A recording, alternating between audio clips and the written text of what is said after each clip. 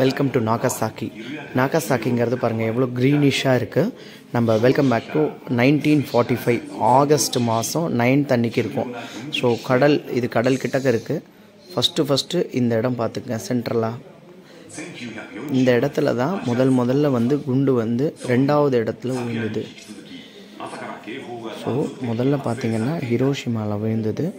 அந்த இடத்த கன்ஃபார்ம் பண்ணுறதுக்கு தான் நாகசாக்கியில் 2வது இடத்துல போட்டாங்க. B-29 அப்படிங்கிற ஒரு பாம் தான் வந்து விழுந்தது. மார்னிங் 11 to 11 o'clock 2 minutesக்கு பாருங்கள். இப்போ வந்து பாம் விழப்போகுது. நம்ம சென்டரில் பாருங்கள் விழும்போது விழுந்தது இல்லையா. விழுந்த உடனே ஆல்மோஸ்ட் பார்த்திங்கன்னா அதோட ரேடியேஷன் பயங்கரமாக இருந்தது. ஸோ கிட்டத்தட்ட முதல்ல வந்து 3 கிலோமீட்டருக்கு இந்த மாதிரி ஆஷஸ்லாம் போச்சு. இருந்த மொத்த இடமுமே வந்து ஆஷஸ்லாம் வந்துச்சு. அதுக்கப்புறமா 11 கிலோமீட்டருக்கு அதோட தாக்கங்கள் உடனே இருந்தது. ஒரு நியூக்ளியர் பாம் எப்படி இருக்குன்னு பாருங்கள். இது வந்து example of the nuclear bomb. அப்போ இந்த மாதிரி ட்ரெஸ்ஸஸ்லாம் வந்து இந்த மாதிரி போய் பாருங்கள் பாடியில் வந்து அந்த ரேசஸ்லாம் வந்து இவ்வளோ தூரம் வந்துடுச்சு.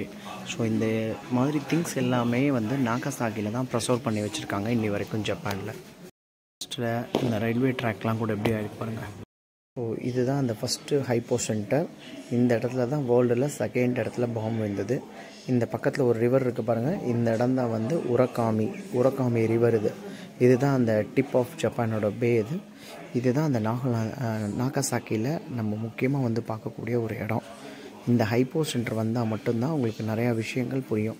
ஜென்ரலி ஜப்பான்னாலே ஹிரோஷிமா வந்துட்டு நாகசாக்கி வந்து இந்த ஹைப்போ சென்டர் பார்த்தா தான் இந்த பாம்பு விழுந்ததோடது அப்புறம் விக்டிம்ஸு இந்த இடங்கள் எல்லாமே நீங்கள் கவர் பண்ணி பார்க்க முடியும். Travel with me, Manivanan Krishnan, Sanjay to Chennai, 9884915925.